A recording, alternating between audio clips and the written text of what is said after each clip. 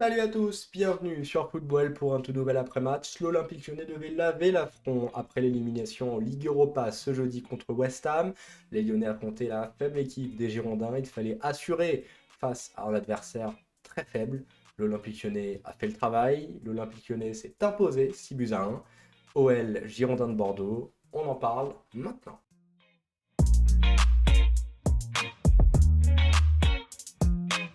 On est parti pour débriefer cet Olympique Lyonnais Girondin de Bordeaux. L'Olympique Lyonnais, on va commencer par les compositions d'équipe, s'aligner dans un 4-3-3. Première surprise, il y en aura trois des surprises dans cette composition de départ.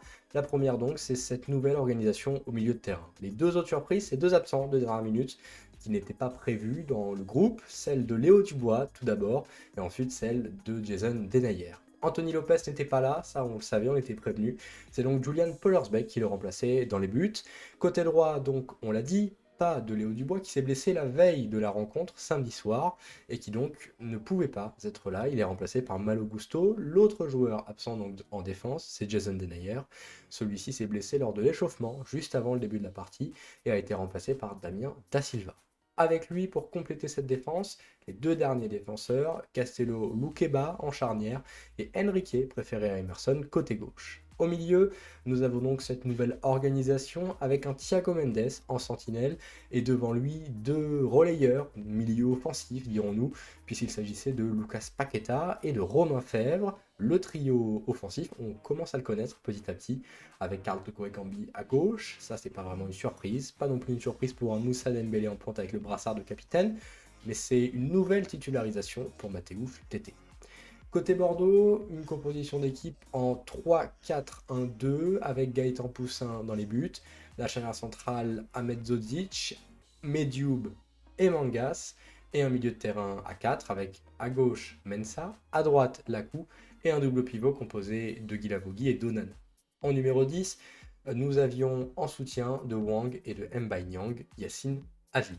Voilà pour ce qui est des compositions d'équipe. Que s'est-il passé ensuite en termes d'occasion? Comment sont intervenus les buts? Eh bien tout d'abord, l'Olympique Lyonnais a dominé largement cette partie. Je pense que le score le laisse deviner un tout petit peu. Dès la 20e minute de jeu, l'Olympique Lyonnais trouve l'ouverture, une ouverture qu'il n'avait pas trouvée en milieu de semaine contre West Ham. C'est sur une tête magnifique de Moussa Dembélé avec un centre non moins magnifique de Malo Gusto que l'Olympique Lyonnais fait la différence.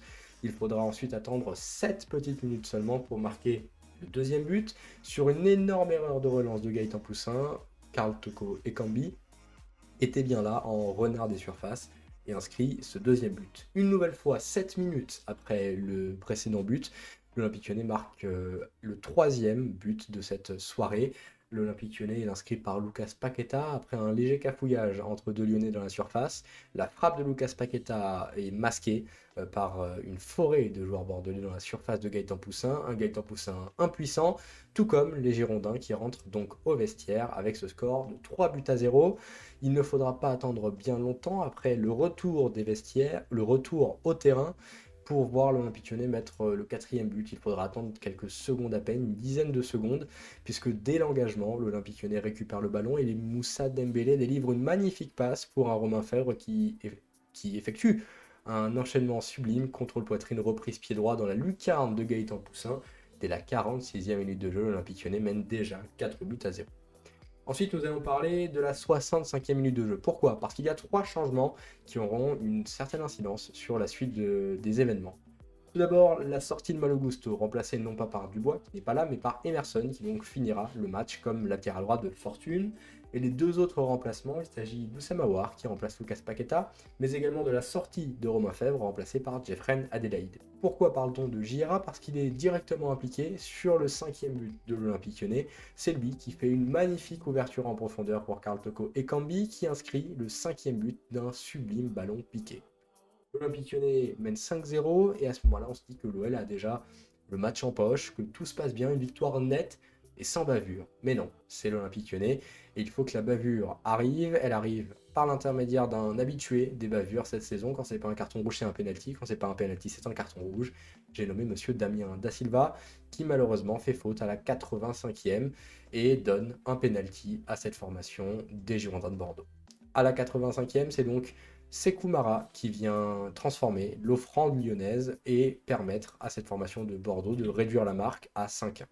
L'OL va tout de même se révolter un tout petit peu après ce but et retrouver son avantage de 5 buts d'avance grâce à Moussa Dembélé qui réussira à la 92e minute de jeu à inscrire un but sur une passe décisive d'un autre entrant puisqu'il s'agit du jeune Bradley Barcola. Voilà ce qu'on pouvait dire des événements de ce match. Parlons un petit peu rapidement des statistiques. L'Olympique Lyonnais a dominé très largement les débats. 60% de possession pour No Goal, 2,32 XG contre 1,78. Pour une fois que l'Olympique Lyonnais surperforme en XG, c'était nécessaire. Pour une fois que l'OL marque beaucoup de buts, c'était vraiment nécessaire. L'OL ne pouvait pas rester avec une différence de but si faible, surtout quand on sait à quel point le milieu de tableau et l'Europe sont très resserrés.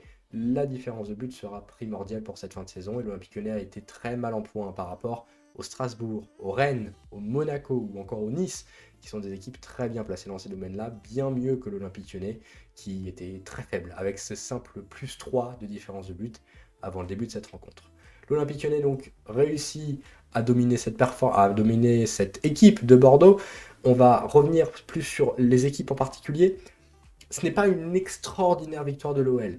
Alors, le score est magnifique, évidemment, mais la performance de ce match n'est pas énorme. L'Olympique Lyonnais a surtout bénéficié d'une énorme faiblesse bordelaise. Bordeaux n'y était pas dans l'alignement, même si plusieurs fois des Lyonnais ont été signalés en position de hors-jeu, car la défense bordelaise était très haute et jouait le piège du hors-jeu. Mais cette formation bordelaise était absente sur le marquage, sur le pressing. Les joueurs se trouvaient tellement facilement dans l'interligne, c'était assez affolant, il faut le dire. Et à certains moments, on s'est cru en match d'entraînement, un match d'exhibition.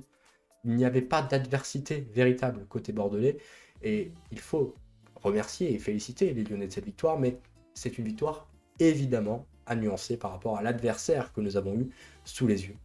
Est-ce que dans cette victoire très belle, très large, l'Olympique Lyonnais arrive à voir certaines individualités se dégager? On peut en citer une ou deux. Évidemment, les deux joueurs qui inscrivent un doublé, Karl Toko Ekambi, mais surtout Moussa Dembélé.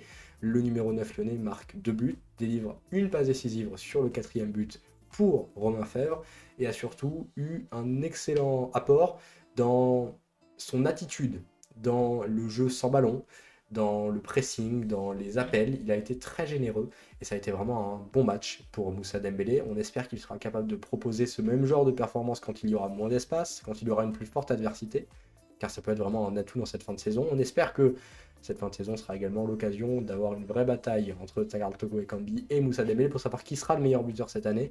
On espère que bien d'autres buts seront marqués. L'OL a bien trop été maladroit ces dernières semaines dans la surface adverse. Pour une fois qu'on arrive à mettre 6 buts, il faut s'en réjouir. Dans les joueurs qui ont un peu moins convaincu, un petit peu en délicatesse, si on peut le dire de cette manière-là, c'est Enrique, qui a raté plusieurs occasions, plusieurs belles passes qui étaient tout simples, qui n'étaient pas sous le coup de la pression, des passes simples, ratées par l'international, enfin, il n'est même pas international, par le joueur brésilien. Pour ce qui est d'une énorme occasion qu'il a eue en seconde période, là aussi, c'est vraiment du gâchis de ne pas avoir su marquer ce but.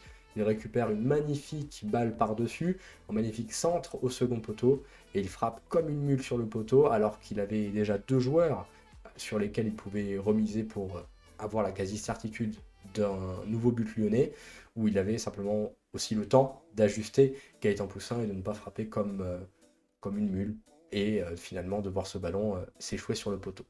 Voilà ce qu'on peut dire des performances individuelles de l'Olympique lyonnais. Pour, on va dire, conclure ce débrief, qu'est-ce qu'on doit retenir de ce match? Un OL opportuniste qui a su saisir l'opportunité de faire mal, très mal, à un Bordeaux très mal en point. C'est une bonne chose d'avoir vu l'Olympique Lyonnais savoir prendre ces initiatives-là. On sait qu'au match aller, l'OL n'avait pas réussi à prendre le match à son compte et avait fait un très très terne 2 buts partout. L'Olympique Lyonnais donc qui gagne avec la manière, dans le score, même si ce n'est pas forcément le cas sur le terrain, ça va faire du bien, ne serait-ce que dans les têtes. Il était nécessaire de laver l'affront.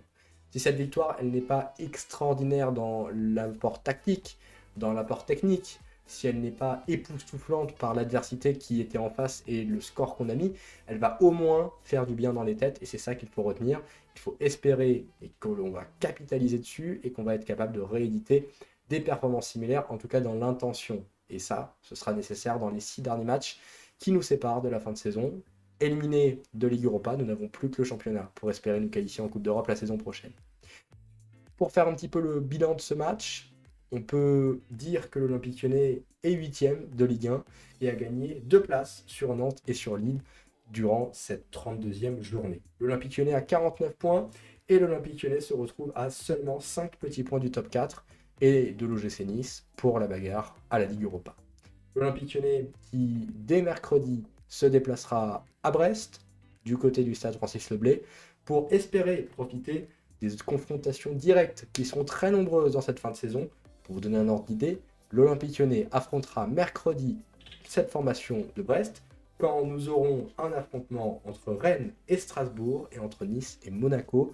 Ça va être très chaud cette fin de saison et on espère que l'Olympique Lyonnais va être capable, en l'absence de Ligue Europa, de se concentrer à 100% sur la Ligue 1 et de faire les magnifiques sprints finales qu'ils ont réussi à faire par le passé. En tout cas, l'objectif de l'Olympique Lyonnais, il est là. Retrouver la victoire, retrouver la Coupe d'Europe, confirmer ce beau score, même si le contenu n'est pas spécialement magnifique, et ensuite de pouvoir enchaîner les victoires. Pour ce qui est de nous, on se donne rendez-vous mercredi pour un nouvel après-match, et on se dit à plus tard sur Football. N'hésitez pas à nous rejoindre sur tous nos réseaux, tout est dans la description. N'hésitez pas à liker cette vidéo si elle vous a plu, à la partager, à la commenter. N'hésitez pas à vous abonner à la chaîne, à la rejoindre, et nous on se donne très bientôt rendez-vous pour parler de l'Olympique Lyonnais. Allez l'OL!